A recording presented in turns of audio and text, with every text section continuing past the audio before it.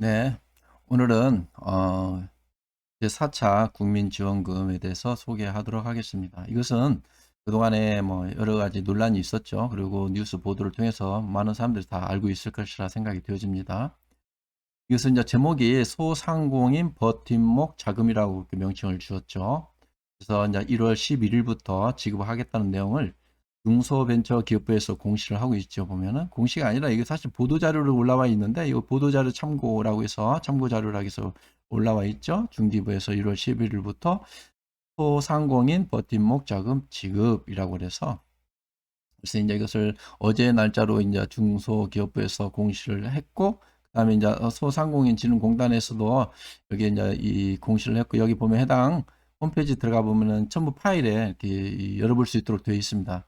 그래서 내가 이 수혜 대상자가 되는지 안 되는지는 이 파일을 열면 쉽게 이해를 할 수 있죠. 근데 그러기 전에 뭐 간단히 여기서 소개를 하자면은 일단은 뭐 이 수도권이냐 비수도권이냐에 따라서 그 이번에 정부나 지자체에서 방역 조치의 강화에 따른 집합 금지 또는 영업 제한, 업체에 대한 그 임차료 지급이죠. 그런가 하면 또 고정 비용 여기에 따라서 최대 300만 원 또는 200만 원 지급을 하는데 수도권 같은 경우는 최대 300만 원 지급이 되어지고 비수도권 같은 경우는 최대 200만 원입니다. 이것이 이제 뭐 사회적 거리 뭐 2단계, 2.5단계 뭐 이렇게 명세가 되어 있는데 이것은 이제 이 첨부 파일을 열어보면 쉽게 이해가 될 수 있을 것이라 되어집니다. 그래서 소개하려면 좀 시간이 오래 걸리겠죠. 이 지원금은 아마 소상공인 한 280만 명을 그 대상으로 하고 있습니다. 그리고 예산은 4조 1000억을 예산으로 편성을 해서 지급하겠다는 건데 이미 3차 지급했을 이 소상공인 희망자금이 있었죠. 그것에서 지급을 하고 남은 5천억을 갖다 함께 플러스해서 4조 1000억이 되어지는 거죠.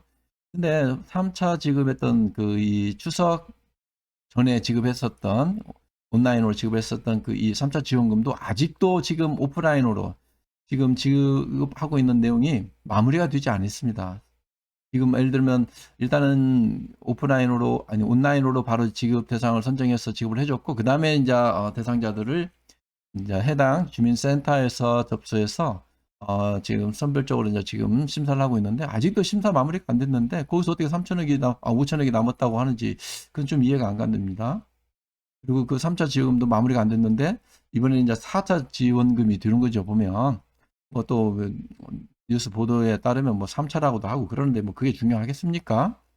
이번에가 이제 네 번째 지원금이 되어지는데 이 지원금이 이제 1월 11일부터 이제 지원이 되어지죠. 보면은 근데 여기 보면 여기 해당 홈페이지가 있는데 여기 뭐 네이버나 뭐 다음이나 이런 데다 보면 검색으로 소상공인 버팀목 자금이라고 이렇게 검색을 하면은 이 홈페이지를 이렇게 들어오게 됩니다. 그러면 이 홈페이지 들어보면 신청하기, 신청 결과 확인이라고 이렇게 확인할 수 있죠. 근데 지금은 신청하기에 눌러도 이 신 운영이 안 되고 있습니다. 아마 1월 11일부터 할 수 있도록 이게 조치를 하겠죠. 보면.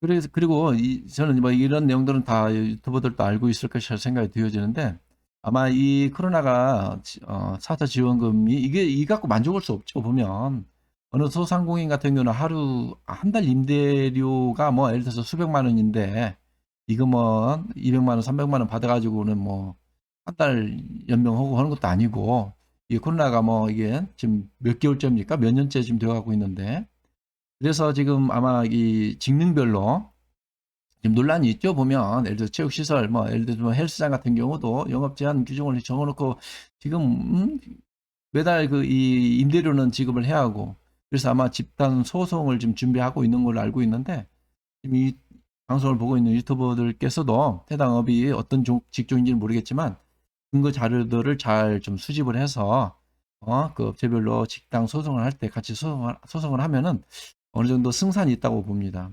예를 들면 지금 법무부에서 관리하고 있는 동부 구치소 있죠? 거기서 지금 확진자들이 뭐 1000여 명이 넘게 이렇게 확진되고 나서 그 피해를 정부를 상대로 해서 행정 소송을 하겠다고 이렇게 논의를 하고 있는데 뭐 정서적으로는 당연히 좀 피해 보상을 받아야겠다고 이렇게 받을 수 있겠다고 이렇게 하겠지만 법리적으로 보면은 사실은 좀 그렇게 간단치는 않아요. 보면 이것은 국가 행정이 뭐 자규나 부자규로 인해서 이제 구치소에 있는 사람들이 그 피해를 봤다는 것이 피해의 어떤 액이라든가 피해의 그 구체적인 그런 어떤 항목 이런 것들이 있어야 하는데 구치소에 있는 사람들이 경제활동을 하는 사람들은 아니고 그렇기 때문에 좀 어렵다라는 얘기를 해요. 제 개인적인 생각도 그러고 법 전문가들도 그렇게 얘기를 하는 것 같아요. 하지만 이 경제 활동을 하고 있는 소상공인들이 있죠. 뭐 커피숍이든 또는 뭐 제과 제빵이든 또는 식당이든 또는 뭐 헬스장이든 뭐 스포츠 센터든 이런 데서는 어느 정도 승산이 있다고 봅니다. 그래서 영업 피해를 봤던 그런 대상이 확연하지 않습니까? 그 예를 들어서 영업 조치에서 영업 제한으로 해서 손님 받지 못하고 매달 뭡니까? 임대비는 지급을 해야 하는 그런 문제들은 확연히 눈에 나오는 건데 이런 자료들을 지금 잘 준비를 해서 집단 소송할 때 자료를 좀 삼는 것도 어떨까? 저는 개인적으로 이렇게 소개도 해 봅니다. 좋습니다. 그리고 제가 마무리로 하나 더 이게 소개할 내용이 있는데 이것은 행정안전부에서 실시하고 있는 그 사업인데요. 행정안전부에서 1월 5일, 5일자로 이제 이 지원 사업을 올렸는데 이것은 다름이 아니라 홈페이지 해당 홈페이지 들어가 보면 이거 파일을 열어볼 수 있죠. 이건 뭐냐면은 행정부에서 지원하는 사업인데 일종의 이제 우리가 알고 있는 사회적 기업, 그런 뭐 협동조합, 마을 기업 같은 그런 회사들이 있지 않습니까? 뭐 자활 기업이라든가 이런 회사들에게 최대 10억까지 지원해주는 정책 자금 융자 자금입니다. 이게 뭐 10억까지 지원해주겠다고 하니까 근데 이게 뭐 이제 보통 보면 한 10년 거치 뭐 상환하는 그런 융자 자금입니다. 이것은 이제 행정안전부에서 일반 시중 은행 농협인가요? 그 농협하고 이 MOU를 체결해 가지고 뭐라 볼까 이 지원하는 사업인데 일단은 그 이자는 좀 그래도 좀 다른 것보다는 좀 높은 것 같아요. 거의 이 3% 2.95%니까. 하지만 이것은 융자금이 좀 많고 단체당 한 10억 정도씩 최대 한도 내에서 지급을 하겠다고 하니까 사업자금 충분히 들 수 있겠죠.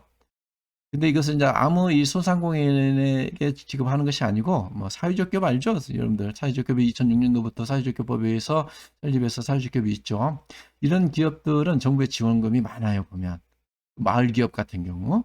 그래서 이제 앞으로 좀 어떤 이런 사업을 할 때는 이런 좀 이 초점을 맞춰서 법인 등록도 좀 하고 정부의 지원금을 받아가면서 하는 사업도 어떨까?